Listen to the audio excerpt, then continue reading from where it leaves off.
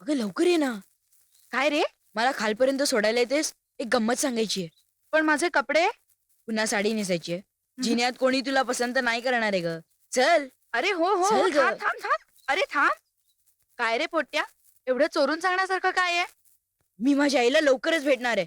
खऱ्या आईला इंदोरला असते ना ती. अय्या, ते कसं? आत्ताच तिला लिहिलेलं पत्र पोस्टात टाकून आलोय. आणि मी तिला खूप आग्रही केलाय ये म्हणून. मला खात्री आहे ती येणार.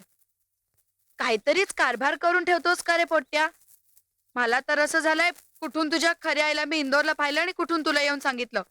मला विनाकारण माईचा किती ओरडा खावा लागला माहितीये? अजिबात वाईट वाटून घेऊ नकोस. आयुष्यात पहिल्यांदा इतकं चांगलं काम केलंस तू. वा, शहाणाच आहेस. आणि काय रे, त्या दिवशी इतकं रडून पडून गोंधळ घालायला काय झालं होतं तुला? अगं त्या दिवशी माझं डोकंच फिरलं होतं. आणि कोणा दुसऱ्याजवळ नाही, आजीजवळच रडलो ना. आता सांगून टाक माझ्या आत्याला मी आनंदात आहे म्हणून. पहा बा, नाहीतर नसती भानगड व्हायची आणि तुझ्या बरोबर माझी ताजपोशी. आंद्या, पण तू तुझ्या खऱ्या आईला पत्र टाकून बोलवल्याचं मला सांगितलंयस हे कोणाला सांगू नकोस हं?